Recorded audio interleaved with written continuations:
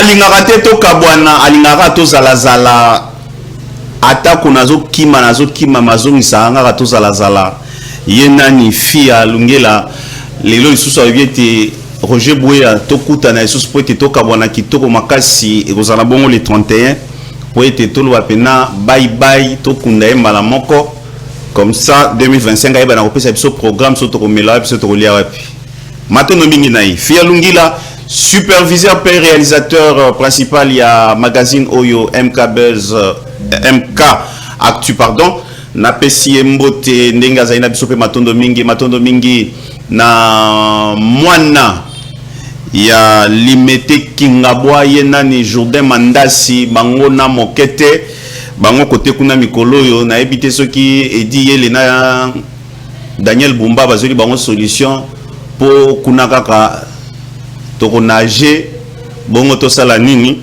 donc wana nde bango kote kuna baza makasi matondo mingi na oyo wapi aza kuna na régie na kombo ya Gedeon Bilima wana pena bilima Gedeon matondo mingi na yo pona musala kitoko wapi ozali kosala matondo mingi na coordination ya mwana mboka Medar Kankolongo bonne année na bino ba banso oyo wapi bozali kolanda biso bande ko bele bolandaki mokolo malobi mwana mboka Jean-Paul Kazamba pe ndeko Michel Mangala botindaki mitune bele kasika to sabino te émission oyo le kakabongo na 22h ezali rediffusion na ngonga ya 11h nde bozwaka diffusion nango direct neti lelo na ngonga oyo bozali kozwa ngo direct pe na 22h bokozwa bongo rediffusion botunaki mituna ebele tokoyeba na koyanola kasi mokambi ya OVD to PDG ya OVD balobi ete libungu tulu tata mokonzi ya kolo 2025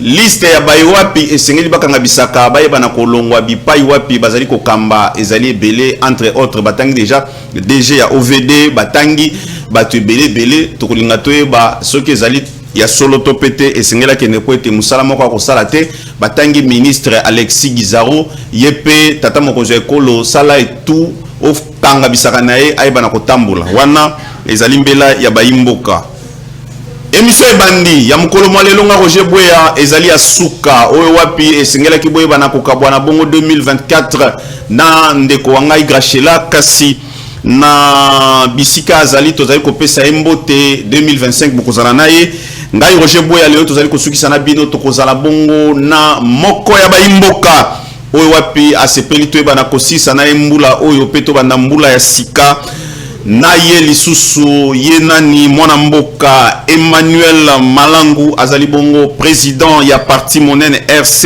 elinkoloba ete révolution congolaise azali bongo membre ya sursaut national wana bazali lingomba munene tokoyeba pe na kosola o etali lingomba yango po ete mangomba ngo ezali kobima ebele akolinga kotalisa biso likanisi penza ezali nini pamba te mituna na ekozala ngana kotuna yango po ete ezali mbala ya monayo bana koyamba ye na etando ekepe na plateau oyo ya MK Actu mingi ngai po ete basusu bayambi lokola mwana mboka Grachela mwana mboka Emmanuel président ya parti oyo révolution parti révolution congolaise mwana mboka Emmanuel mbote nayo mbote ndeko Roger matondo mingi pe nazali ko pesa yo nazali ko présenter yo déjà ko souhaiter yo ba merveilleux po ete tozali ko kota déjà mbula ya sika lelo sepeli ete toyeba oyeba na kondima kasa na biso ya suka ya mbula ezali numéro ya suka oyo wapi tozali ko kabola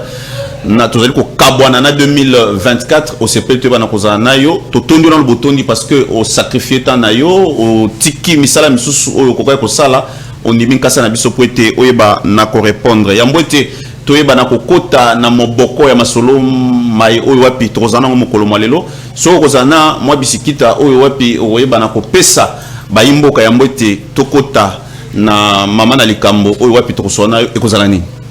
Merci beaucoup mwana mboka Roger na pesibino merci équipe technique mobimba ya chaîne oyo na sepeli na peso mbote na mwana mboka Medar Kankolongo responsable ya chaîne oyo na tondeli batu nyonso meilleur vœu ba téléspectateurs nyonso na pesibino ba meilleur vœu et na sepeli lelo ndenge bengi Singapour na ko clôturer mbula parce que et na moni que ezali opportunité munene bo pesinga lelo. Donc je vous serai toujours reconnaissant aussi à Monsieur Médard Kankolongo qui a permis que je sois présent aujourd'hui sur ces plateaux.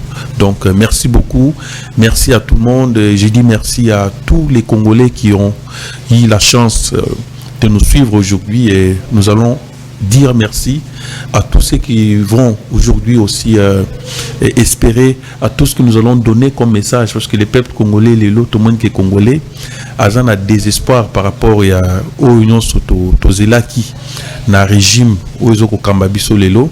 Et Congolais a commis qu'on s'est retrouvé dans les néants parce que par rapport aux attentes au peuple Azaki Nango, tout le monde qui rien t'es bon à marcher. 6 ans Yango, bientôt nous sommes à 7e année pour Nabiso, de comprendre que les espérances de la population sont presque emportées et tout sengi que le peuple congolais et moko aïba qu'on se prendre en charge pour que tout eba ça les mieux pour que l'année prochaine avec la révolution congolaise et les sections nationales pour tout mes cas qu'on changer au niveau de bien parce que tout le monde est voilà. Alors aujourd'hui il y a pas mal de choses qui ne marchent pas bien dans ces pays, les pays vont mal, mais on s'est retrouvé face à un régime aujourd'hui qui veut tenter de changer la constitution pour se maintenir au pouvoir, oubliant l'intérêt collectif. Alors, na sepeli pour la présence nangalelo le 31 décembre. Alors, il y a l'opportunité de obopesinga ngape na pesibino merci. Matondo mingi awasikoyo tofungoli c'est parti na kati ya komba ya kaji oyo ekozalande bibotu oyo akozala na mutema te yango tali ko senga déjà chaka ibikap chaka mai pembeni po ete oyo ekobima awa soki ozali moto AVC yango oyo milukelaka déjà médecin azala pembeni tokoyeba na kolobela oyo pe etali bilan ya bayi opposition bilan ya bayi pouvoir pe tokoyeba na kolobela mai matali oyo eza d'actualité na kati ya mboka na biso kasi ya mbote toyeba na kokota tokolingana nutuba na mwana mboka Emmanuel tolingina toyeba mwana mboka Emmanuel namoni eloko munene oyo wapi bozali na yango lisanga ya bayi mboka oyo bosangani sursaut national ezali nini bozali na banani pe pona nini bosali yango. Merci pour la mutuna section nationale ezali lingomba donc il y a ba kongomani oyo bazui conscience pour na oyo soza ko lekana na mboka na biso. Alors ezali regroupement, ezali rassemblement, ezali plateforme, il y a bayi opposition auto sangani plusieurs partis politiques, tozali na ba société civile, tozali na ba mouvement citoyen. Alors tozana ba mususu o bazali bandeko ya ba o ba kufela makambo ya constitution en mboka. Sans passant, je voulais citer ndeko Jean-Claude Kapangala, je voulais citer ba mususu o ya lingoma ya Rossi Mukendi. Donc to sangani pour na kopekisa ete régime ya Tshisekedi na bayi oyo baza ko entourer ba meka ata mukete ko changer beaucoup li konzi ya mboka na biso. Donc to boyi yango et to lobi régime yango ezali régime oyo so talibien depuis bayena bokonzi eloko malonga ezo salemate na yango to boyi pour que bango ba meka ko changer constitution parce que to moni que zo ba changer yango pour ça na bango ezali que ndeko Tshisekedi asa la 3e mandat pour que 2028 il y a une facilité de postuler les sous comme ça azala na makanisi ya ko benga sous seni ko nommer batu na seni et puis va permettre que les sous a continuer que la ce qu'on a bokonzi ya une section nationale tout télémi ensemble avec les peuples congolais pour na non au changement de la constitution ni à la révision constitutionnelle na yango to bengi ba congolais nyonso section nationale ezali lingomba o ezali ko télémela il y a un pouvoir dictatorial qui veut prendre tout un peuple en otage. Il y a un lobby, non. Section nationale, pour ton information, tout ce qui est action est belé, je pense que le Congoman est belé, l'Andrabiso Biscan sur Tokende, Tokenda qui na place Victoire, ici Bakanga qui ndeko Sesanga, Bolanda qui na Bilili, Tokenda qui na Rompengaba, et puis tout ce qui la meeting tout récemment na terrain municipal ya Massina. Donc, Bisika nous soit na Zoko Kende pour mobiliser peuple congolais pour la éveiller, pour que le peuple congolais la manipuler. Parce qu'ici, nous avons comme impression que nous sommes face à un régime dictatorial, un régime qui veut s'imposer sur un peuple, un régime qui veut aujourd'hui manipuler tout un peuple. Pour ça, nous disons non avec l'ensemble de Congolais qui nous accompagnent dans cette action, et nous disons ça ne sera pas facile pour Ndeko Tshisekedi à changer la constitution, parce que makanisi wana ezali makanisi oyo ya ko neutraliser, ya ko paralyser mboka na biso. Et biso en tant que des Congolais conscients, nous disons non, que cela ne sera pas possible, et Tshisekedi avec l'ensemble des malfaiteurs qui sont au pouvoir avec lui ne puisse pas y parvenir à changer cela, parce que 6 ans toujours que nesco talamboka nengeza kukufa babalabala eza kukufa bisika mususu akeni na kananga na mbujima yomoni discours ya zako pesa ils la que c'est un chef de l'État qui est distrait, il ne parvient pas à comprendre ce qu'il est venu faire au pouvoir. Et aujourd'hui les Congolais partout il se retrouve à compris qu'on a un chef de l'État rêveur. Donc il n'a pas un discours aujourd'hui convaincant qui peut donner à la population pour que la population ait mécasus qu'on peut confiance, parce que confiance on a les sociétés par rapport à mes gestions à Bango, par rapport aux unions sotomoni. En commençant par les procès 100 jours, nous avons vu des détournements. Ces détournements, c'est un régime, depuis qu'ils sont aux affaires, il n'y a que des malversations financières. Et suite à cela, les Congolais ne peuvent plus faire confiance à un régime pareil. Pour nous, en tant que section nationale, le message est simple. Mieux vaut que Tshisekedi quitte le pouvoir avant que le pouvoir lui quitte. Voilà. Motuna siko na kati ya maiwapi bosiangani wana olobi bozana mwana mboka Delice Sanga mwana mboka Alembolo-Joa Alembolo-Joa kwa sana parti politique. Oui, Ados Ndombasi Azali, je pense que c'est une plateforme, c'est un mouvement citoyen. C'est un mouvement, il est réuni plusieurs jeunes de victoire, parce que vous savez que Ados Ndombasi Azali leader mené na victoire pour la Funa et Bavota qui est na 2018 azwa qui voix est belé, mais tozongi na 2023 yo moko moni ba élection ndenge kendaki basalaki tout pour que ndeko Ados Ndombasi ameka kobima député national te, mais totikali na ye na kati ya section nationale comme étant un grand leader des masses aussi pour na Funa Mobimba. Donc toza ebelé na kati ya section nationale et toza na ba mouvement sans compter plus d'autres personnalités politiques. Et nous pouvons citer Jean-Claude Katende qui est aussi avec nous, et ensemble nous disons nous allons faire échec à ces projets diaboliques de toucher à la constitution de la République, parce que pour ça Nabango Ezali va changer Mobeko Likonzi en Mboka pour que Bameka modifier article 220 bitumba na bango nyonso ezawana ezanyo soza kolobatek article 218 o na kati na bino prophète azali déjà na kati wa saibika likambo ya Mobeko Likonzi ezaka likambo ya 220 bino na kati na bino musakola za na kati ya saibisi bino ke nyonso ba kosala na kati ya constitution na bayi pouvoir na tata mokonzi ya ekolo ezandi kaka pona 220 donc constitution mbeli kitoko obele 220 ne balinga ba fungola nde prophète na bino asakoli te biso to moni ke omoni kindoki na bango ya bakotaka herba sisi ko loka bakendaka bapesi ndeko Augustin Kabuya sikoyo akei asangisi mais akambaka bango nyonso parce que omoni ke na bamboso na kati ya eloko na bango wana bengi union sacrée que nous considérons d'ailleurs comme une coquille vide. Union sacrée wana sotali c'est Kabuya qui est plus en avant. Alors batouana nyonso bambemba les autres ce sont des gens bazawana community ba ntaba parce que zolo bailo côté de Kabuya. Alors tout ce que Kabuya dit c'est ce qui dit prépare. Donc ça dit que so babimi na kindoki na bango Kabuya yaka sangisi ba congolais mususu ba Kabuya akokamba Tshisekedi non na lobi boy o nyonso lo bamaka et pas Kabuya. Donc ça dit que outil pas de Tshisekedi.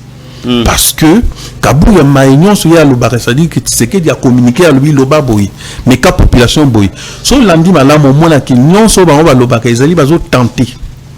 Et lobi na monde de Fayulu, c'est comme si Tshisekedi est en train de jouer avec les feux. Alors nous disons, nous section nationale nous disons, fait wana bango bazo ko meka ba kozika nango parce que la population ne va pas permettre cela. Et nous pensons que et Bazali, ce sont des profiteurs tout simplement qui sont aujourd'hui autour du chef de l'État pour lui inculquer de mauvaises idées comme quoi voilà changer constitution salabo comme ça on se maintenir au pouvoir. Maintenant lobby ça parce que le peuple congolais reste souverain et au moment venu les Congolais dans son ensemble, va assumer sa souveraineté. Et nous n'allons pas permettre que la bêtise na bango ait continué parce que tout le monde dit que mboka oyo eza ya tata batata na bango te mboka eza ya congolais. Solo. Et tokenda ki na maponami tout le monde dit que ndeko Joseph Kabila to boyi mabe na été. Quand même Kabila nous a facilité l'alternance pacifique du pouvoir. Et nous souhaitons que ndeko Tshisekedi paix à ça le la Kabila sala qui ça dit que 2028 a facilité biso alternance a kamata bisakanae a kende a sa bonimbo katala mboka le l'état ezali permettre que yango est la possible pour modifier la constitution a toucher article 220 comme ça batika na mboko la constitution yango ko kende sikoyo malembe pamba te émission ekotika kaka côté moko o wapi e yano moko mitune mi yano kozala ebele kasi tango ko yano la soki totika kaka ezala mulai okondima ete sikoyo ezala eleko ya mwa motuna oyanoli ekosala kitoko olobi ete solo boboyi bayi wapi ya kolinga kosimba mukanda o ya mobeko likunzi oboboyi bo simba ozali d'accord nanga ete mwana mboka Delice Sanga azalaka candidat président alobaki ete ye kokoma na ye na ngwende révision constitutionnelle esengeli salema lelo boko tango na discours akoloba ete te ezala révision ezala changement bino boboyi siko o Delice Sanga ya lingaka sala soka akomaki tata mokonzi ya ekolo o bino bozali na ye ezali nini wana mutuna liboso ozoka mituna mibale oyo koyanola na lombango na kati na bino nyonso wana na moni na yoki te leader moko oyo asali likambo na Kinshasa awa ebongoli makanisi nazopesa ndakisa Delice Sanga uti otambola awa bapolisi basibeli bango na bamai bakumbie batie na kati ya mutuka bakena ye batiki azongi ndako ozali d'accord na ngai ete bayi opposition oyo biso toyebaki ntango bino nyonso bozalaki na opposition lisanga mukolo wana soki bolobi marche musala la police emonani carburant bakobebisa carburant kanyama komona mutu pasi mutoke kobimeli kola zolo po air wana ekozala otie otoche lelo opposition okende marche chemise à pembe mofila téléphone bien sapato batie sirage akei azongi ndenga azalaki seke tokoloba ete Félix Penza ndenga bwakelaki bino moi crête koloba ete opposition a pété poti sikoyo na toyoki te na Kinshasa boningisi ville morte ya koloba ete Tshisekedi pona constitution to lingite yo koloba ni place wana oyebisanga ete bozana leader ya makasi oyo wapi akoko ningisa te bana na Kinshasa ba ville morte po ete lokwa bongoleka ndeko Roger merci pour na mutuna na yo na ko répondre yo na koloba boy ngai awa na ye koyanula na mituna o ba peuple congolais azo ko mituna c'est makambo ya constitution ngai awa Emmanuel Malangu nazali porte-parole ya Sesanga te na lobby Sesanga azali moko na lingomba ya section nationale Sesanga azali président ya parti na ye en vol ngai nazali président ya parti na nga révolution congolaise et to sangani na kati ya lingomba to bengi section nationale. Alors porte-parole ya Sesanga mais s'il faut na ya nola na mutuna na parce que le quoi Sesanga azali moko ya section nationale je me permets quand même de répondre en disant Sesanga asenga qui révision constitutionnelle pour na ko permettre que régime moko ezala na bokonzi libela na libela te Sesanga asenga révision constitutionnelle pour que bato mususu ba meka kozala comme si bangonde ba komi ba Mobutu. Donc ça dit que tout est centré sur eux. C'est ça qu'on n'a jamais demandé ça. C'est ça qu'on n'a jamais demandé une révision constitutionnelle pour que Mboka ils la paralyser, la détourner, ça là. Non. C'est ça qu'on avait bien sûr à l'époque en tant que député national. Il avait proposé, il avait amené des propositions pour faire des réformes constitutionnelles. C'est-à-dire qu'il y a certains articles il faut qu'on réforme. C'est ça qu'on n'a jamais souhaité à ce que l'article 220 est à la réviser. C'est ça qu'on n'a jamais souhaité à ce que la constitution de la République soit changée pour permettre que Tshisekedi à ça la troisième mandat. C'est de ça que nous nous refusons aujourd'hui. Nous ne voulons pas, nous n'avons pas dit que la constitution ne peut pas être révisable. Non, nous disons que la constitution peut être révisable. Mais intention, il y a réviser la constitution et zanine. Intention d'abord ezali il y a qu'au changer article, qu'au modifier article 220 Vous savez selon sursaut national. Non, pas selon sursaut national de Kolanga et Roger. C'est ce que nous voyons en fait. Aux hommes on a intention de dans le Bible. De Tshisekedi Etikali na 3 ans. Pour que mandat na ici la tika la sénateur à vie. Alors lelo intérêt ni ya zanango ya ko kanga makaka na ikamwa qu'il faut pas changer constitution. C'est comme si so ba changer constitution wana ya monde ko pesa congolais bilé na mai. Ya monde ko changer, ko modifier, ko bongo la pour que congolais va vivre bien. Au moni que sima ya idée na bango, bazana idée mususu. Bazana idée mususu pour que va permettre que Tshisekedi à ça la 3e mandat, c'est-à-dire qu'au-delà de 2028 à se présenter les sous. Comme ça, va manipuler CENI, comme ça va nommer ma député Nabango pour que le président de la République, encore plus grave, qui Nabango à un niveau ni président de la République a élu au suffrage indirect, c'est-à-dire au Parlement. Mais je vous dis, ils sont des sorciers de la République. Alors, aujourd'hui, section nationale tout limite lui makaniswana et kolekate pour ça makanisa bandoki. Alors okende ndimandenge nini que président de la République banda kozala élu par les députés et les sénateurs, c'est impossible. Alors ça dit que Bokeyi bon nommé président na bino ya CENI, bon nommé bato na bino na CENI, bon nommé ba député na bino baté na parlement. Oh ezali ndekonanga moi je vous dis ceci. Je vous dis Emmanuel Malangou qui vous parle, moi je suis proche de certaines personnes qui entrent dans bazali na ye bazako pesu ba information dans le Bible. Ndeko Tshisekedi azana posa ya kolongwa bokonzi te posa na ezali que 2028 a postulé les sous. Comme ça mboka na biso continue jusqu'au kundama lelo tala mabundu ndenge komina mboka lelo tala congolais zo vivre malamu te. Mais par contre Tshisekedi est entouré des gens aujourd'hui qui pillent ces pays, qui sont en train de s'enrichir. Nous avons vu des gens sortis de nulle part mais qui sont aujourd'hui des riches. Alors tout cela nous l'avons vu avec ces régimes. Alors Tolobi Bango baye pona intérêt ya peuple congolais te. Baye pona ba intérêt na bango basi na bana na bango. So tali gouvernement na bango. La plupart ce sont ils makango c'est celui-ci, makango ya celui-là. C'est un gouvernement composé tout simplement des incompétents. Au moins dans un gouvernement, dans un conseil des ministres, au bazo la kisabiso. Ndeko Mwasi a se maquiller dans le conseil des ministres. Cela veut dire que nous sommes ici face à un régime constitué des incompétents. Vous voyez? Donc au moment où dans un gouvernement où, par exemple, vous avez une mesure impopulaire aujourd'hui, un ministre des Transports va leur poser une question. Pour que embouteillage dans la balabala, photo. Embouteillage en Belgique, embouteillage en Londres, et ça Sony. Déjà, c'est pas le gouvernement a Sony, incompétent,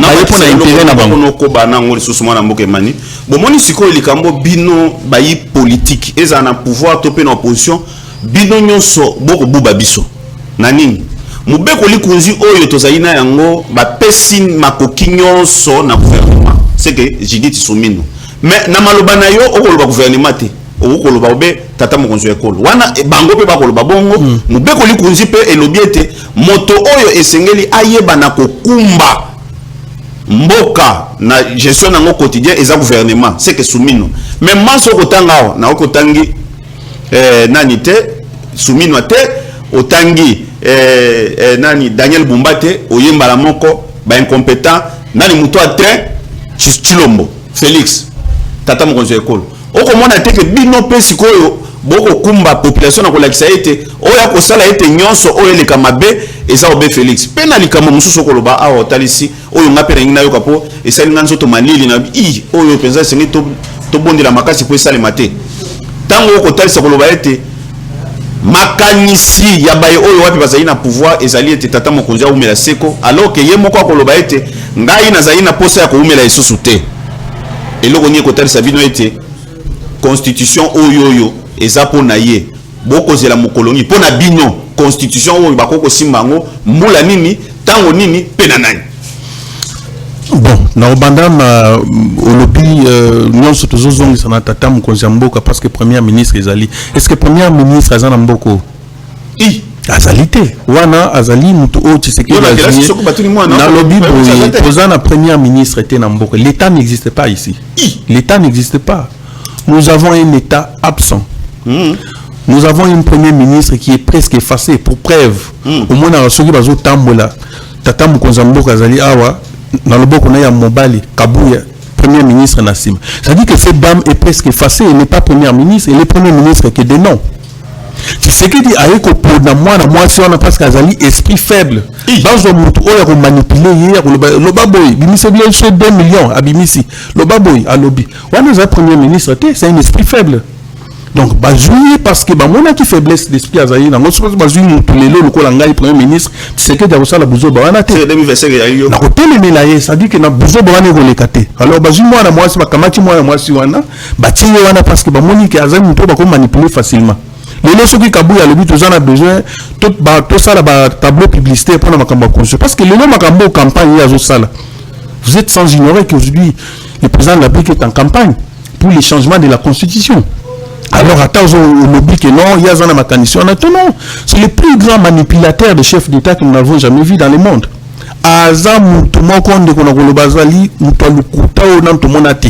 Donc, Tshisekedi Azali, c'est un manipulateur. Et d'ailleurs, par contre, et c'est quand il y a appuyé à Satosa Malobanaï, Bakenda a on a Genève, Kosala Migoma la boya la Mouka, Awanga na signature na ye, Asala ba accord na ba homme politique à Awanga na se dire que c'est quelqu'un Aloba na Kosala boye, ceux qui vont voter ngai président l'applique na Obeta Rwanda na Kosala boye, escamoche ni ba musuba koloba. Est-ce Sala yango? Aloba na okuta na Paul Kagame te na Kosala, est-ce Sala yango? Donc c'est un chef de l'État manipulateur. Tout simplement, il a compris qu'aujourd'hui, Azali incompétent, il n'est pas en mesure de changer, transformer ce pays comme il avait promis. Alors, il dépêche Azali Lungomba, il y a des farceurs, il y a des aventuriers. Depuis conférence souveraine, Kobanda na tata na ye. Asala, non, on a le biboye. Tata Félix Tshisekedi Yemogana, grand aventurier. Kobanda na conférence nationale souveraine. C'est ça, on en a rien. Asala, aventurier. Non, pas du tout. Tout le biboye.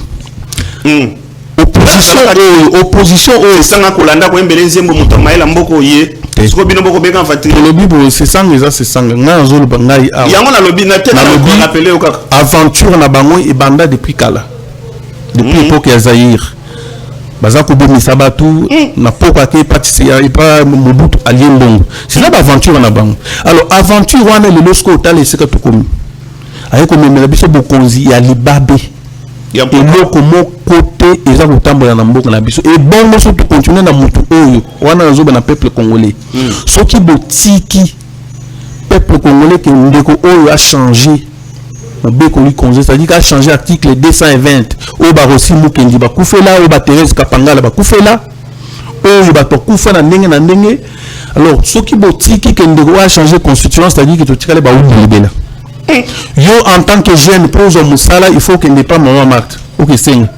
Avant Ozo Moussala, il faut qu'il y ait de la Kaboul na 10e rue. Ozo Moun. Alors, dans la Kaboul, il y a un illettré à haut niveau, mais aujourd'hui, qui se prend le sol. Si na IEC, Kaboul, ya si na IEC, bison soto yebi, Godempo yazala ki wana bakanga ba photo. Directeur na yé, Godempo yazaki directeur na yé. Oui.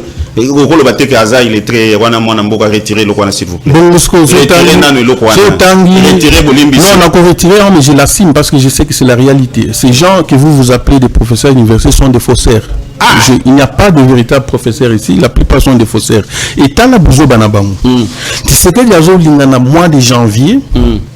La commission ou il y a une commission pour raisonner pour réfléchir. Ah non, azana ba professeur naïe ou il y a un professeur. Tu vois, des gens qui grimpent sur des idées des autres, des gens qui ont acheté des diplômes en Europe. Mais je vous dis, c'est vous qui l'appelez professeur universitaire. C'est un faussaire, ce n'est pas un professeur d'université. C'est un fausseur. Alors, c'est un fausseur, ce n'est pas un professeur d'université. Tous ces gens que vous appelez professeurs sont des farceurs. Alors, nous, en tant que section nationale, Tolobini, l'ingoma na bango ya bandoki. Na mois de janvier, il y a une commission na Yoana, de tout multiplier par action na biso. En tant que section nationale, tous beaucoup est déjà en œuvre pour que toi empêcher bango bakoka ko siéger te pour ba ko siéger te référendum au balu ba bengi sa peuple to éviter ce que ça mais namboka ni parce que vous allez impossible. Voilà, c'est là. Nous serons là pour votre information d'ici le mois de janvier. Les sections nationales, ensemble avec les peuples congolais, nous serons accompagnés jusqu'à la Cour constitutionnelle. Depuis que Cour Rwanda et nous allons porter notre plainte pour la haute trahison contre Ndeko Tshisekedi parce qu'il faut qu'il traîne devant la justice. Merci. Pour avoir violé intentionnellement, avoir la volonté de violer intentionnellement la constitution de la République. Mutuna mususu ezali ya mbote na yeba na kotuna mutuna po ete okozomi sangaka ete nazali ete nazo yebisa siko na bayimboka boyo kangana une minute. Makambo yo o tozokota 2025 ekozala opesi mbwa boy I give vidoc et doc ezali nini na kolinga na kutana na bayi pouvoir na bayi opposition lelo nazotuna na mwana mboka Delice Sanga ozalaki na 2018 l'élection o ya 2018 okendaki na kombo ya Moïse Katumbi. Bon, Martin Fayulu azaki na 2018. Na Louise pas na bino okende na kombo ya Tshisekedi. Na Louise pour pas voter yo na kombo ya Tshisekedi. Oye siko ya ozotambola na kombo ya Moïse Katumbi et pas na bino baboyi. Mais on a ça parti politique na yo. Est-ce que oso sala penza eloko ya makasi bayimboka penda to moni jour wana penda eyule to yemabe le roi Martin Fayulu to ozaka leader ya vol nazo tuna nde bandeko ya Delice Sanga mutu moko yawa to yeba na ko ayeba na ko yandala biso Delice Sanga ngamoko na couvrir reportage na yo okokumisa Tshisekedi wa mulumba lokola mutamayele na opposition obino nyonso pona ko loba na TV il a fallu boyo ka 10e ri lobini soki le lobo boya makanisa 10e ri lelo Delice Sanga oyo yo moni nazo tuna mutuna wana yo olobiete constitution oyo yo Félix Tshisekedi alinga bongola ezali malamu ya ko simbate po azani kanisi ko sanini ko komisa manda molai po na ye moko alors que ye moko azoko tamba ko loba ete ngai na kurumela isusu te esengena ke na 2028 mususu aya kasi constitution etika la malamu pona bayi banso oyo bakotambola lelo ba plateforme nyonso ya opposition ko salama esalami kaka pona mobeko likunzi mutuna po ete discours nyonso kaka constitution ndeto lobi boy tozali na bosenga bino bayimboka bo comprendre ete ezala na pouvoir ezala na opposition. En tout cas, ata mutu moko te na fongoli bino miso akanisa bino. Ezaka ba guerre à positionnement. Boye ba ete remaniement zo salema bato opposition ba okota. Remaniement ozo ya na janvier. Bazo kota, nazo biso bazo kota. Siko mituna sikoyo constitution ba kolobeto ba kolobela te. Naza siko na mwana mboka nazo rappeler bino ete mwana mboka Emmanuel Malangu azali bongo président national ya parti révolution congolaise. Azana kati ya sursaut national mwana mboka na ngina tuna pe mutuna ete tomoni ba yi opposition bakutani libanda mboka ba exilé na volonté na bango po Moïse Katumbi azana exilé te akenda na ye akanga mingu na zone na ye ko zonga société mazemba gagner to kansa ba yana bango po ba yamba bango patata mokonzo ekolo apesa bango pe mukakoso ya kozala te mutu abengani pe azate bakutani na Joseph Kabila libanda mboka makanisi na bango bino boyebi bango po ete bazana bino na kati opposition kutania oya bengana ki muninga ke ozali étranger akenda libanda lelo bakutani c'est la famille Tshisekedi nda komi moto na soloka moto ko mabanga lisangani wana ezali ndeni.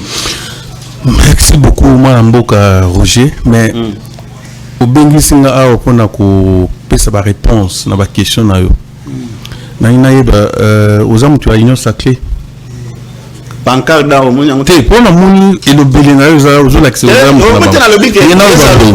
pouvoir ngala saka olobi opposition na moni tangi ndeko se sanga kenda ki mon cher wana ezali ozo sala biso histoire awa posa na biso ezali détermination na biso ezali ya kopekisa régime ou ezali comme un danger pour la République. Parce que na minute au danger ezali et danger wana ezala yo ezala ngai il faut tout s'impliquer na yango. Pour ce to mitiki na régime qui encore 6 ans, 7 ans après, toujours baluke c'est comme et le moment où tambo les attaques. Opposition au IDP ça ça là, na époque où on bino bozo ben Etienne Tshisekedi ouais, père de la démocratie. Nga na tikalo ko mona te démocratie ngo Etienne Tshisekedi abundela. Bolanda ka bino. Ya kolia mbongo pa Mobutu. Ne démocratie ngwana. Ya okende ko zoba voyu ya mbele ko melisa ba yao. Soldat de opposition. Fayulu babenga soldat du peuple. Kaka na IDPS, c'est Sanga abenga télécommande. B52 mukongwa nzoko kaka bino nyonso bozalaki 10e lisoka lobite to salate lelo sikoyo yo moni président mutamaye le président akokota na parti comme IDPS mutamaye le président roza na parti net IDPS ça c'est un parti de voyous c'est un parti de barbares alors kokende koza ba voyous na kati ya mumbele komelisa bango ba gene masuba ya nyao tout ça botambola na nzeo ba mabanga yango ndio opposition. Nous faisons l'opposition républicaine. Lorsque ça ne marche pas, nous disons que ça ne marche pas. Alors ici, ne nous accompagnez pas, ne nous amenez pas dans une posture où il faut tout ça l'opposition n'a pas ça non, nous avons notre manière, le monde a évolué. À l'époque où Tshisekedi Etienne faisait l'opposition, les réseaux sociaux ils allaient non. Il y a plein de Facebook. Mais on y a à l'époque que nous n'avons pas mon bout, il y a un bout sur tout ça la tête. Non, Nazara qui était mais dans le lobby, yozo yebayango parce que tu dis que l'aventure, pour ça va te donner dans beaucoup. Alors, il y a des oppositions, ils ont que ça va congolais, ils ont que protéger le peuple congolais contre un régime barbare, contre un régime aujourd'hui qui veut prendre notre peuple en otage. Non, mais marche ni na où mon Etienne Tshisekedi na chemise à pembe. Yo so mon Etienne Tshisekedi na marche. Non. Au moins dit Etienne Tshisekedi na marche. Pour na rappel na yo. Alors, c'est pour dire que na yebisayo oyebi tango to baina 90 Kongolo Mobutu Tshisekedi na makila. O abikisaka Kongolo Mobutu parce que azali na kati ya marche. Oyebi yo mo ke ba leader bino c'est ça nga ba protéger ki na marche out. C'est ça. Félix Abima na marche nani oyo susu nani ndeko na biso aza en combinaison nani Adendo Mbasi ndeko Roger na Lobaboy ngala lingi de bino pour ça tu es avocat na moni aux avocats na bango mais je vais te dire ceci nous n'allons pas nous en tant que section nationale et je parle au nom du peuple congolais qui n'a ils seront perdants. Je vous dis ceci.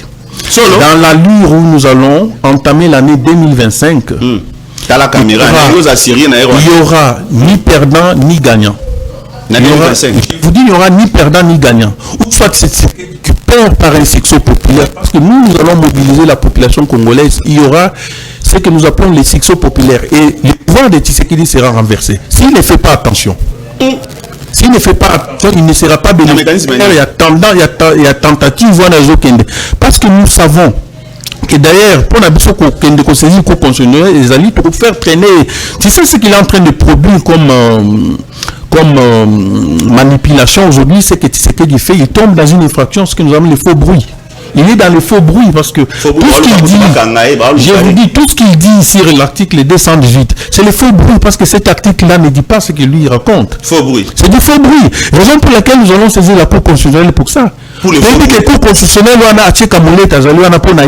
nous allons saisir la Cour constitutionnelle. Et c'est par là où nous allons voir l'état des droits, où nous allons voir la justice, où il y a réparé, c'est par là où nous allons voir si réellement cette justice existe. Nous disons ceci. Non, je vous dis ceci. Le monsieur Tshisekedi a pris un monsieur qui est dans les réseaux sociaux tout le temps, un populiste tout fait, et qui est tout le temps en train de manipuler des informations partout où il passe. Le monsieur veut faire du buzz dans les réseaux sociaux. C'est celui-là le ministre. C'est celui-là le ministre de justice dont vous parlez. Ce n'est pas un monsieur normal, nous n'avons pas fait confiance à des messieurs comme ça. Ce pays va mal. Je vous assure, avec tous les respects, Tintin l'a dit la parti politique monene eza mokete. Na lobi boy. Nazo peso malo. Na retiré yango Tintin la kisi muto azosala makambo no banete. Donc on ne comprend rien en fait. On ne comprend rien. Est-ce que c'est réellement le ministre de la Justice? Ou c'est un monsieur qui est placé là-bas pour jouer avec le peuple congolais dans les réseaux sociaux. C'est du populisme tout court. Le monsieur est allé dans la prison centrale de Makala. Tu sais combien de communes il a fait sortir de là?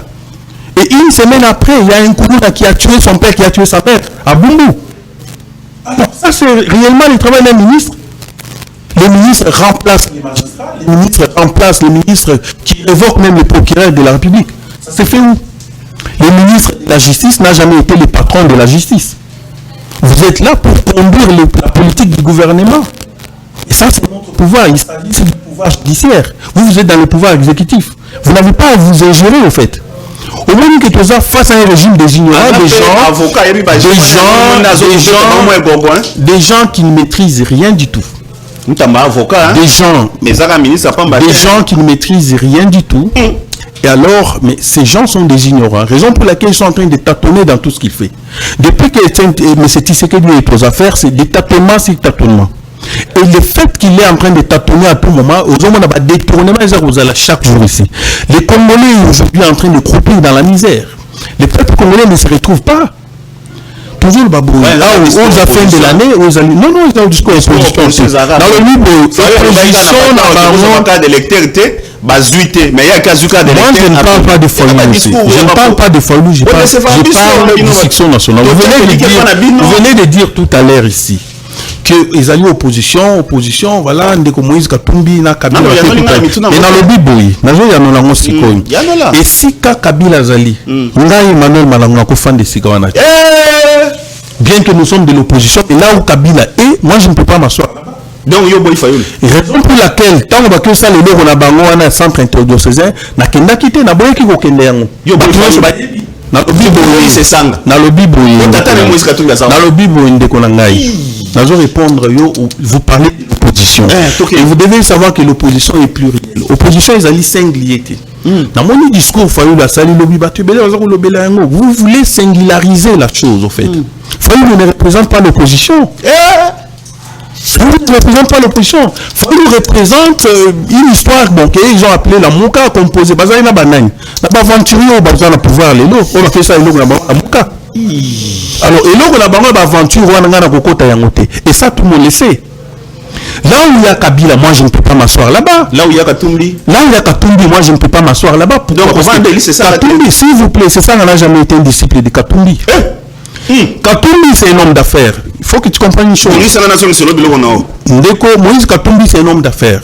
Il fait sa politique à Ebini Salélango. S'il veut garantir business na ye a continuer voter ba iranium na yenga zoteka ateka biloko na ye ateka la biso politique. Et je vous dis, nous allons en tant qu'opposition républicaine, parce que il faut comprendre qu'aujourd'hui nous voulons régénérer, nous voulons renouveler cette classe politique. Babylone wana ba toi na bino bozo ko betela tant chaque jour Katumbi a lobby, Fayou a lobby. Nous voulons mettre fin à cela. Il faut que la politique change dans ce pays. Nous ne voulons plus une logique qui va dans le sens où ça va tout faire de kilte, s'il vous plaît. Pour ça, la kilte et la personnalité n'a pas yango. Et pour Fayulu asala makambu na kosala pour l'opposition, mais il y a que l'opposition est allée plurielle. Pourquoi nous avons voulu que ce Sanga soit avec nous. Ce Sanga est avec nous dans les sections nationales. Mais que ça c'est Sanga na Katumbi parce que ce Sanga n'a pas le niveau de Moïse Katumbi. Et ce Sanga, dans le Bible, ce Sanga n'a pas le niveau de Moïse Katumbi. Et Moïse Katumbi fait l'opposition. Mais alors, ceux qui ont Katumbi comprennent c'est ça, il n'a pas photo parce que Katumbi c'est un homme d'affaires. Katumbi fait ses affaires. Ceux qui ont ça la politique pour un jour à protéger Babylone carré minier naïe, à ça n'a rien. L'objectif à Katumbi. Alors, nous sommes en tant qu'opposition, si aujourd'hui nous sommes dans les sections nationales, mais c'est pour mettre fin à tout ça. Nous n'allons pas permettre que Kabila pour que nous s'engagons. Est-ce que Kabila réellement nous faisons vivre les lots? C'est Kabila qui nous a mis cette troubadour au pouvoir. Nous n'allons pas laisser faire cela. Alors, Félix a été... Son pouvoir est venu. Kabila lui a servi le pouvoir sur un plateau. Félix n'a pas gagné les élections en 2018. Et Kabila a fait tout ce qu'il fallait pour que Tshisekedi soit au pouvoir. C'est vrai? Alors, tout le monde le sait que c'est Fayulu qui avait gagné ces élections-là. Il y a des choses à croire qu'aujourd'hui, on a une fan de Kabila, parce que malheur, nous sommes vivre les Kabila. C'est là qu'on a parlé sans tous. Ndeko Emmanuel, aux Assyriens, na c'est pas nous rapporter sérieux. Au lobby Rouvana, Moïse Katumbi te, yeba ke bokabwana c'est sang. Et ça prophétie. Au lobby au Rouvana na batu ya Kabila te, au kabwana lembolojo. Po auta otekun. Okovanda na Fayulu te po batu baosabu. Fayulu babenge soldat du peuple na batu lelo baza na pouvoir opposition na ba Frank Diongo bango nyonso ba héros bango nyonso ba oteka na ba soldat mulongo ya IDPS. En vous entendre parler dans un monde qui au seul opposition ya Yomoko. Voilà soldat du peuple soldat du peuple c'est là batu nyonso oyo zana bango wana baza ba masuwa ya ba oyo zobuya c'est sanga masuwa Moïse Katumbi oyo Francis Kalombo na yese sanga bayamba baona ba plateau minene koloba ete Moïse Katumbi aza maele koleka Félix yo boye lelo eza c'est sanga butuna moyi lelo Délice sanga azawana campagne na ye ayambaye je salue mwana mboka Peter Tiani ayambaye ayebise Délice sanga yo tango nazota lobo olani Moïse Katumbi pona ni pona mbongo alobi et bon to landele ni lelo confirmé que Moïse Katumbi aye affaire aye ma politique na munoko na olobi ka aye ko protéger c'est que yo nous aboy oza lokola mwana kofela tata na mama na politique po ba o nyonso yo so landa ndeko misala kanza na omoko na lobi boy professeur on peut ça yo bazo peut se poste ni balula maloba na ngati bazo peut se poste na lobi boy ozana bango na lobi boy na kati ya opposition congolaise ngai nous parlons de l'opposition non na kati ya opposition lelo Ngai Emmanuel Malango donc nazanga moko te tozali sanga moto Moïse Katumbi non kasi tika na ebisa yo tika na ebisa donc c'est ça la cause à la jamais maso ya Moïse Katumbi ça je vous dis et bon on a campagne en 2000 je vous dis ceci biso to lobi boye pourquoi dans le but que ndeko Moïse Katumbi c'est un affairiste asala ba faire na ye mais ceux qui biso en tant qu'opposition biso opposition le nous na makoki te to ça na bitumba o na makoki na biso moko toza na mbongo te. Mais bango baza ko utiliser makoki à l'état, baza ko utiliser avec des fonds de l'état. Et nous le faisons avec nos fonds propres. Mais aujourd'hui ce qui Moïse Katumbi aye abibino en tant que section nationale zo pesa bino boy. Bozui tokozoyango. Yota na yebisa yo. J'ai changé. Tokozongo po na balé pion. Te boy. Oh balé pion. Tokozoyango pour permettre biso to sala musala ya opposition parce que opposition c'est la bon. S'il vous plaît. C'est que dans la raison. Dans le but de tikana loba. Vous avez besoin de solo pour l'opposition. Je vous dis, vous ne trouverez jamais un homme politique. S'il vous plaît, mon cher ami, vous ne trouverez pas un homme politique qui vous dit ce que je suis en train de vous dire. Et ce que je dis là, c'est ma manière de le dire. Je le dis avec tout le monde. Nazanga mon côté, je suis avec le peuple dans le Biboy. Ce qui est Moïse Katumbi aye. Moïse n'a pas le niveau de diriger ce pays. Vous ne pouvez pas. Non, parce que nous sommes toujours Moïse Katumbi comme président de la République. Je vous dis toujours mis un pas en arrière. Un pas. J'ai dit un pas en arrière parce que non, on ne peut pas prendre un homme comme Moïse Katumbi faire de lui un président de la République. Ministre de l'économie, ça va. Pour ça, ministre de l'économie, a dit économie, a dit que gérer ma caméra minérale, il peut nous aider dans ce sens-là. Mais non, président de la République. Pourquoi Fayulu est président de la République? Parce qu'il est brutal. Un président de la République ne peut pas être brutal. Mais Fayulu serait un bon ministre, par exemple, du budget. Serait un bon ministre, par exemple, comme porte-parole du gouvernement. Dans ce sens, ça va. Alors, Tolobi Boye. Alobi na nation. Opposition. Président Eli. Mais Alobi na nation. Je vous dis ceci, il est de l'opposition, Tolobani. Dans le but d'opposition, pluriel. Est-ce que ma cambrouillon se fait le lobby? Congolais, ça s'est payé, non? Azana opposition, Azana biloko ebele à lobby boyanga mokote. Pour tous les sanga. Dans le lobby, ndeko Fayulu Azana biloko ebele à lobby atengami na ba vidéo na yo. Alors, biso non sur l'opposition, to lobby, ok, to yo ki message à moi na mboka lobby, mais Azana biloko ebele à lobby eza yango te. Et biso politique na biso section nationale te bilingi tozo kine nango. Pour section nationale to kotikala jamais ko lia mbongo Tshisekedi. To lobby tozo ko s'il vous plaît, mais Katumbi de l'opposition soit plus biso lelo $100,000 le bibo ça la boy marche. To salat. Ah, Bossali et les mêmes Katumbi ozo le Katumbi. Katumbi a aidé beaucoup des opposants ici, même pendant Tshisekedi. Quand il y a Condé et Tshisekedi, il y a un avion, il y a un tant on vient à Morgue Nani, qui financé. Katumbi a financé l'opposition. Je vous dis, Katumbi a toujours financé l'opposition. Et je l'ai dit, je suis sûr de ce que je suis en train de dire. Katumbi a toujours servi l'opposition, a toujours financé l'opposition. Biso peut bailler section nationale Lelo. S'il faut que Katumbi a financé Bissoto, parce que Bissoto Lobby, il y a à cause de la présidente de la République, à cause de la ministre de l'économie, à cause de la présidente de la République, parce qu'il n'a pas le niveau d'un président de la République. C'est ça, pourquoi? C'est ça. Non,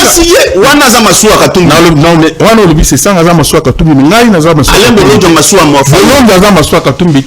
Ndemba c'est Maswa Katumbi. Il y a fallu que Maswa Nanité. Alors, parce que les Congolais, vous voulez singulariser la chose. La politique, donc l'opposition n'a jamais été singulière.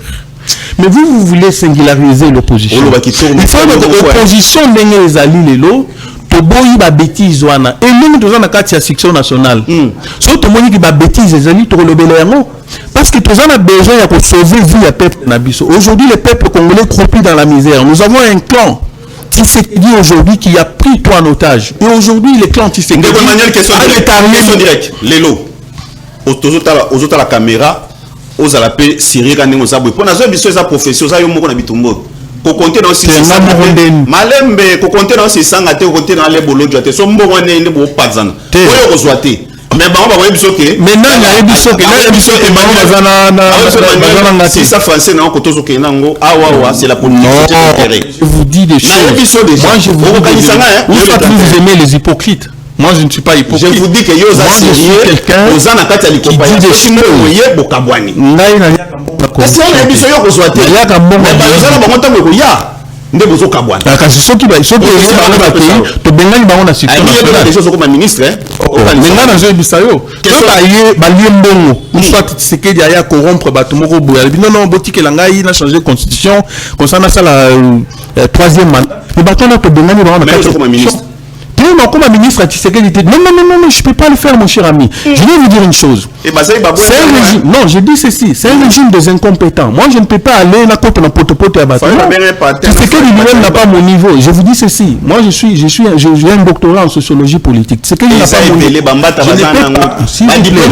Je ne peux pas. Ok, tout le bien ma diplôme parce que ah on a bien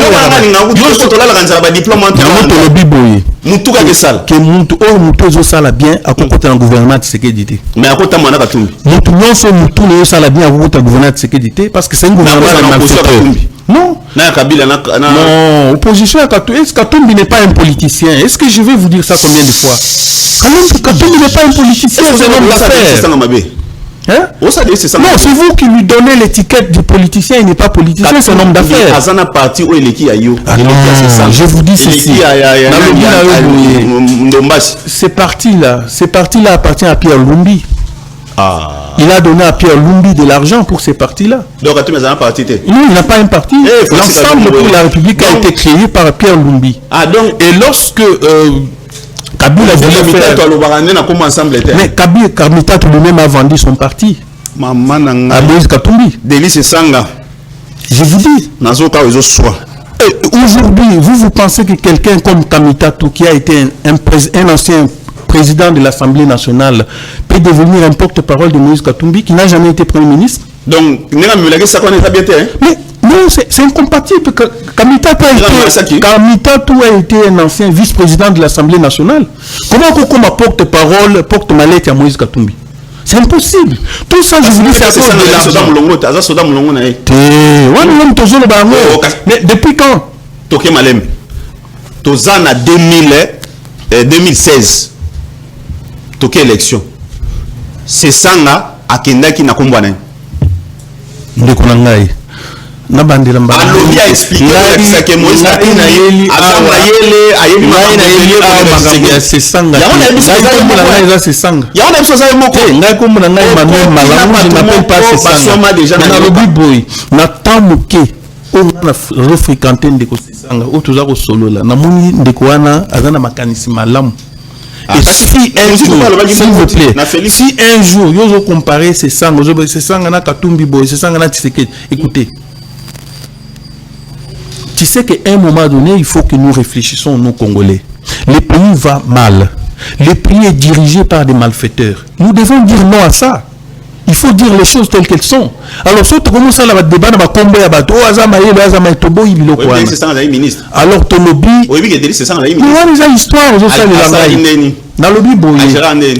histoire, l'histoire actuelle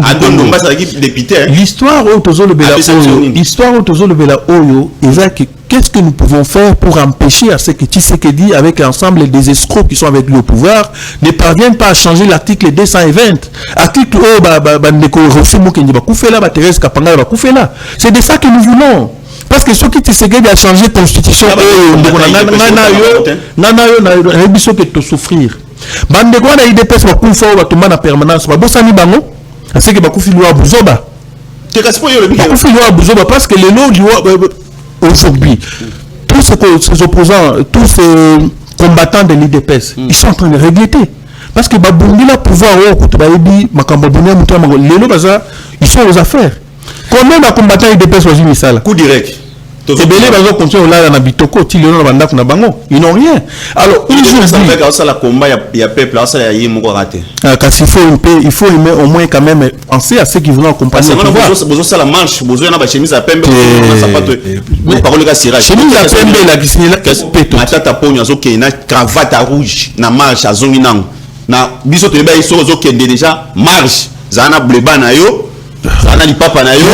corroger na mono za na problème sérieux na ba kombo ba il faut le bela non yo zotangela biso kombo ya lobaki Félix a ko raté otangi kombo ya Ange Tin yebisa otangi Ange Gabriel Ange Michael parce que na kombo Félix na minute na minute la yo na binde ko na ngai yo ndo za sérieux na kati ya nini wana na minute malédiction ya Congo comment les Félix Tshisekedi.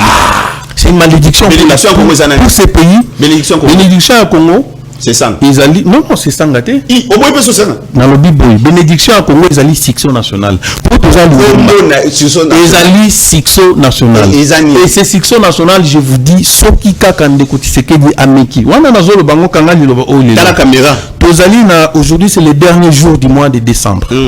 2024 et nous attendons bientôt c'est 2025 et ce qui Tshisekedi Ameki pour changer comme surtout article 220 je vous dis il n'aura plus beaucoup de jours au pouvoir parce que nous allons paralyser les pays et ça je vous dis nous allons paralyser les pays et le pays sera ingouvernable. Pourquoi nous le disons? C'est pour permettre à ce que le pouvoir de Tshisekedi ne puisse pas continuer dans ces bêtises-là. Nous disons non à cela. Nous disons non à cela. Ça ne sera pas possible. Yo olobi nanga ke ovaina Delice Sanga mingi. Envol les acquis ONG. Envol. Et comme parti politique.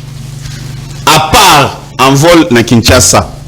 Oyo pe na parti politique na na siège na ndenge ezalaka na mona ngata angumati. Est-ce que pour les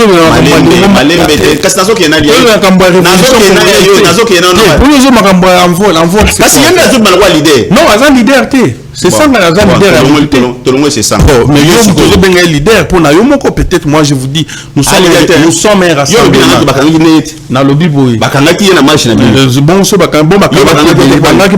madame Bernadette na lobi boy yo kendakite nazala ki wana mais c'est parce que je vous dis ceci mutu ayebanga te pour ça nga c'est okimaki bitumba nga ona zo sala ba yebiango c'est otalika ba de ce display to bundeli mboka et puis to zo continuer ko bundela yango. Moi je ne suis pas un homme politique de la télé. Moi je ne suis pas seul. Moi je suis un homme de laboratoire. Je connais. s'il vous plaît. On a joué banao a que mboke que la paralyser aux se rendre compte na ngote mais tant que commander au candidat. Je vous dis ça qui biso wa nazo ba pon na tanga bango ba pombo pour les servir d'exemple. Fallu la laxi biso wa za président Eli a gérer. Banda lo ba ka message pour la nation et soukara drapeau na cher nai. Malembe. Tshisekedi le père Alexandre biso ke yende azaboye aza président de la République et soukile na 10e mairie. Nani Jean-Pierre Bemba alobaki yende président de la République et soukaka na diport. Mutu o azaka tata mokonzi ekolo on a classe batunaka c'est qui le président de la République Kabila c'est qui le président de la République Tshisekedi yo siko ndenge tango zo pesa biso ba assurance zo tala caméra ko loba ete na 2025 azo Tshisekedi ameki ngani na zabo na makasa nzela non c'est la bino wapi pour la place maman chez Banda 16e changu côté bomonela pour wana ndi batu ba ke belechine populaire pompage na centre boko tanga nokité siko tango yo ko yebisanga ke boko telema siko ngana zo tono siko ya yo parti politique na yo toke ne siko po yo lingi ya c'est là l'instant de tuna na surtout na tunité oh sinon to yo kota na munoko ngando zo ba pesa ambisi parti politique na yo et que la mina mbula nini ya liboso ya mi ba les parti politique na yo na étendue nationale ozana ba leader boni na kati ya parti na yo o bando bandi biloko oyo ya koloba ete tozotelemela mwana mboka Félix na likambo etali makanisi ya kobongola mobeko likunzi tovandi boto koloba Félix place avant na kiti na ye ayoki penda ke banzube ko swa mwana mboka Emmanuel Malangu akobeta sete yebisanga.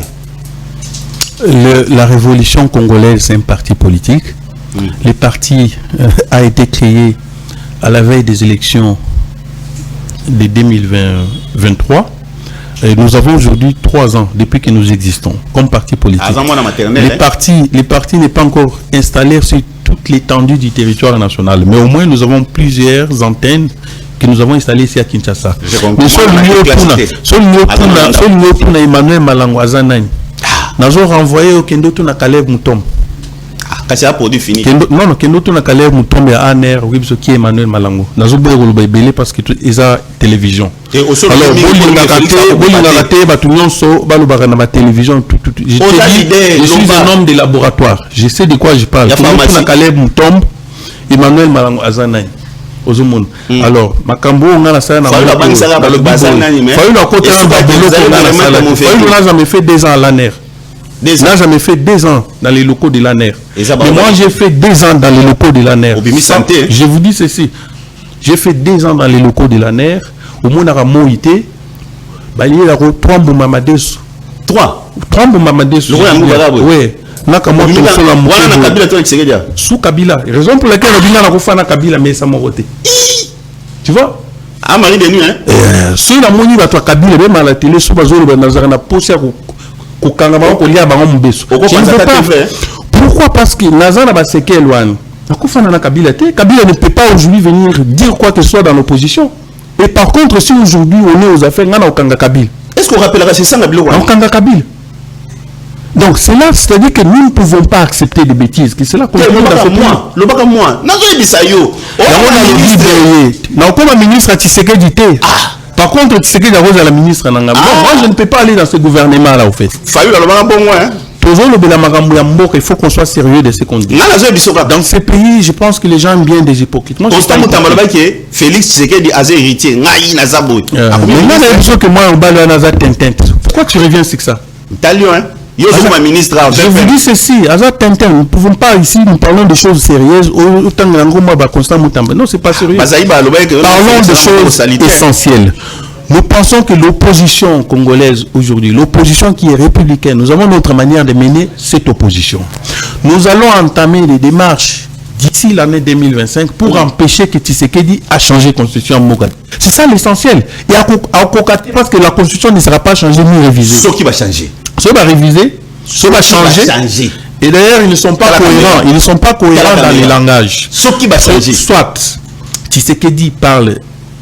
Changement. J'ai dit ceci. Il parle du changement, mais c'est impossible. Il n'y aura pas le changement de la constitution. Ce qui va changer, ce qui a changé la constitution, c'est-à-dire que 48 heures, le pouvoir de Tshisekedi tombe. S'il change je vous dis ceci, s'il change la constitution de la République, il n'aura pas 48 heures au pouvoir. Mais je vous dis, franchement, non, il n'y a pas question que le bon je vous dis, s'il change la constitution de la République, nous allons faire tout pour que Tshisekedi ne soit pas au pouvoir. Il y a Bobomi, je vous dis, pour moi, ça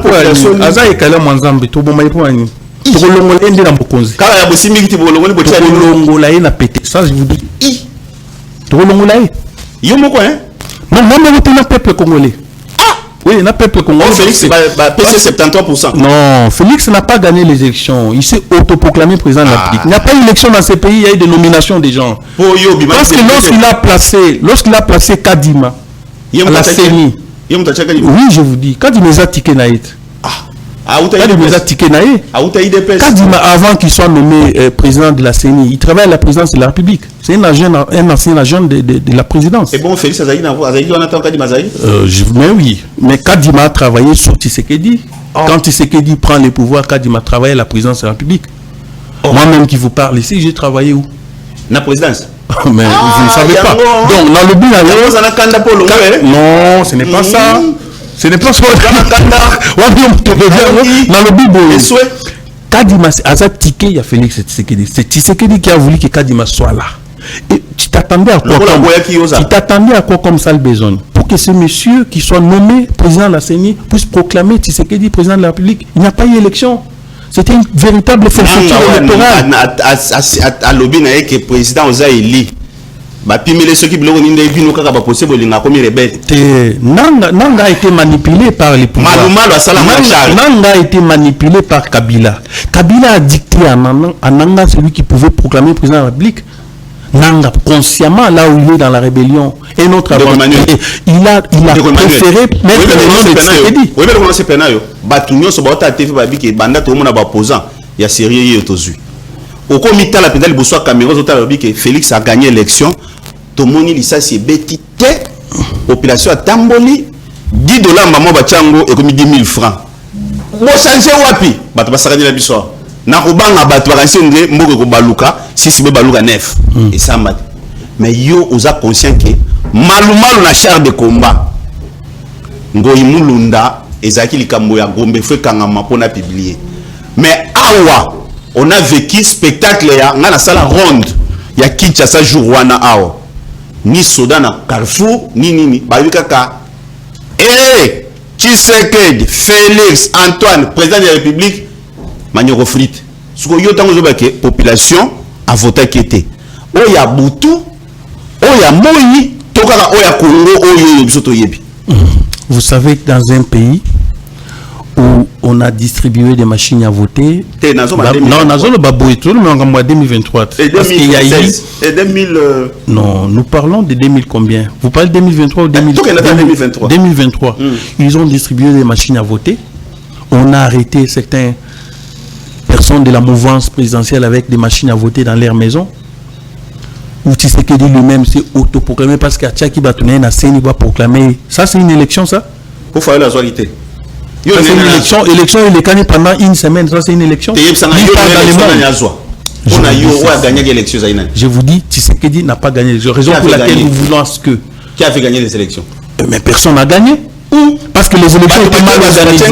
Non, quand c'est organisé, Babylone, on a aimé au bout à organiser quitte. Nous, au bout à organiser les élections de 1975, non? Bon, à vrai dire, Tshisekedi était candidat unique. Ça, c'est pas président, c'est pas il était candidat unique. Tshisekedi était candidat unique. Devant Tshisekedi, il n'y avait pas un autre candidat unique. Oui, mais je vous dis. Candidat unique. Parce que devant machine candidat unique. Oh, mais ça, je vous dis, non. Bachelio Moïse Katumbi, Bachelio Martin Fayoul, Bachelio Moisio Ifoko, Bachelio Nani, Mususo Nani, Viena Bisso et des pères et des mères. Noël Tiani. Mais aux autres temps, Fayoul n'avait même pas $50 000. Il n'avait même pas $50 000. Fayoul n'a pas l'argent pour battre campagne, mon cher ami. Fayoul n'avait plus l'argent, il n'avait même pas $50 000 au fait. C'est moi qui vous dis. Fayoul a eu la vie sauve en 2018 parce qu'il a été soutenu par la Mouka. Dans la Mouka, il y avait quoi? Il y avait Jean-Pierre Mbemba, il y avait Moïse Katumbi. Avion où il y a Tambolaki en 2018. Et ça, il vient Moïse Katumbi pour faire campagne. Mais tant que il a 2018 il a 2023. Est-ce que fallu la monnaie de souci? La monnaie qui? Il n'a pas l'argent pour faire campagne comme président de la République. Il n'en avait pas. Et autant la Moïse Katoumi. Moïse Katoumi n'a pas le niveau. Et tu as vu même pendant la campagne, il avait du mal même à s'exprimer. Un président de la République, l'INA l'a évité. Même soit il pas. Je vous dis si c'est qu'il n'avait pas un candidat devant lui. La raison pour laquelle moi, Emmanuel Malango, j'ai dit, c'est qu'il était candidat unique.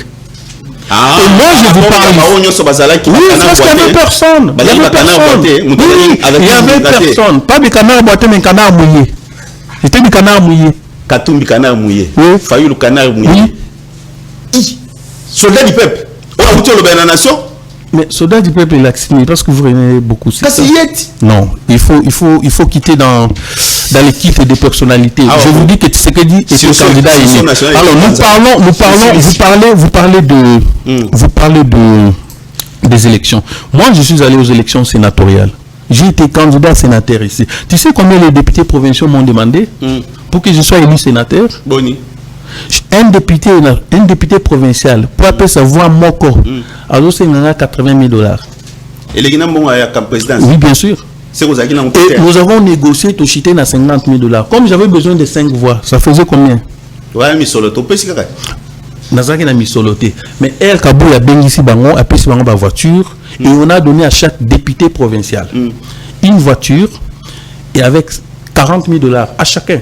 Et ce que je dis est vrai. Mais je vous dis. Non, mais moi j'étais candidat, non, mon cher ami.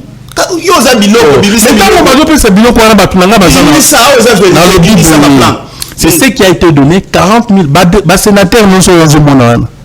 C'est des gens qu'on a recommandés, ce ne sont pas des sénateurs. Les députés qui sont là, c'est des gens nommés. Les gens pour lesquels je dis, c'est des gens nommés, mon cher ami. On n'a pas un parlement, on n'a pas un sénat, et on n'a pas une assemblée nationale. Et Batouni Barosala Moussala wana pour réviser la constitution parce que ces gens sont des gens nommés. Je suis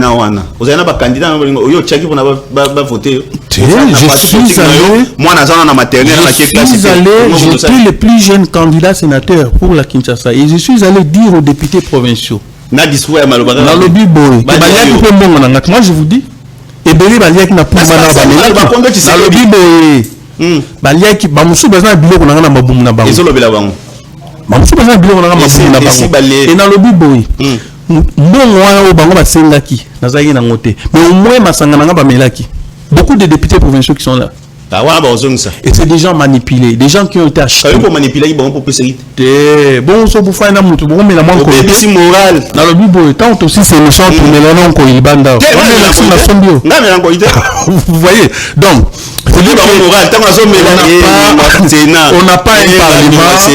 On n'a pas un parlement sérieux et on n'a pas un pouvoir sérieux. L'État n'existe pas. Nous sommes dans un non-État. Et pour preuve, il faut que l'État n'existe pas. Et pour que l'État n'existe pas, je vais vous donner un exemple simple et banal. Au moins, la 207 à l'Ongouel, bande au Azoya sans signer qui est moko. Il n'a pas peur de rien. Quand c'est esprit de mort. Esprit de mort, pour l'État, on peut c'est de ça que nous refusons. C'est de ça que nous refusons. Au moins, un policier de circulation routière à tel maison où il y a chauffeur en public. C'est de ça que nous militons. Raison pour laquelle dans la révolution congolaise, nous disons nous allons changer, c'est que nous allons mener une révolution populaire pour renverser les régimes afin que nous parvenions au pouvoir. Parce que si moi, Emmanuel Malango, je suis aujourd'hui président de la République, le Congo va changer dans une semaine. Ok, très bien. Le Congo va changer dans une semaine. Bokeka na course boy, yona deli c'est sang episode comme président Ondima.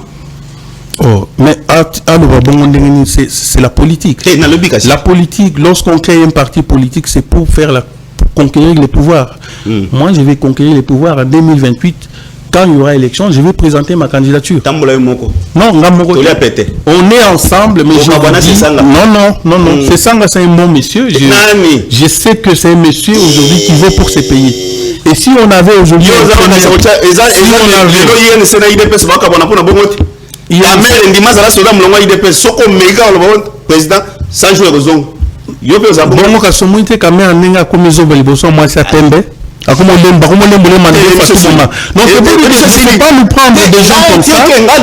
Non, ce sont des mauvais exemples que vous citez. Ces gens n'inspirent pas. Alors aujourd'hui, les Congolais n'aiment pas que tant que sont des farceurs. Non, Jean-Pierre Mbemba. Quand je vous interroge sur ma photo, il y a Belgique. Comme embouteillage, et ça en français, attends un peu d'embouteillage, vrai ou faux? Je vous dis ceci, embouteillage est partout, mais lui c'est un incompétent. J'ai dit ceci, les embouteillage c'est un incompétent. Voilà, on est dirigé par des ignorants, des incompétents.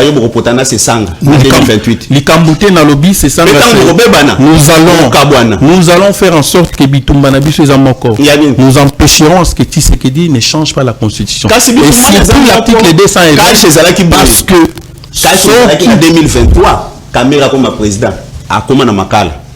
Bebana président de l'Assemblée nationale bebana sous na 2028 apo tant wazo tchaka bato yense bazo kaka ko biso to tchali baya Vital Kamerhe 100 jours président pour constitution mususu ayi nde bebana de lycée 100 et puis au monde autre cas sérieux et en 2023 2028 et 2025 wazo tchaka ministre Kamerhe ozotanga la mobali yo wana zo nyambo comme président de l'Assemblée nationale azobo ya makambo constitution kasi soza mobali aloba yango so ba rolongole les mêmes jours azawana parce que azolia mbongo après le bango na minute aussi avec ndangonga il est d'accord avec le chef. Oh mais mon cher ami il est d'accord avec le chef. Loba Kamerhe il est d'accord avec le chef. Je vous dis ceci non na lobi bongo te il ne faut pas me dire ce que je n'ai pas dit. J'ai dit ceci. M. Kamerhe est contre la révision ou les changements de la Constitution. Oh, mais c'est moi qui vous dis. Loba. Kamerhe Azan Assemblée nationale. Ne peut pas le dire. Oui, il y aura un moment où Kamerhe va s'exprimer. Mais pour le moment, pour ça, il s'est accroché d'abord à poste Wanazana. Parce que soit c'est prononcé le lot, bateau, voyou et IDPS par Benganaï. Hein? Ah mais l'IDPS c'est un parti de voyous, est-ce que vous êtes ignorant de ça? Un parti IDPS n'est pas sérieux à Zalakati. Oui, je vous dis, un homme sérieux, un homme qui réfléchit ne peut pas adhérer dans l'IDPS. Mais ça, je vous dis. Je vous dis parce que si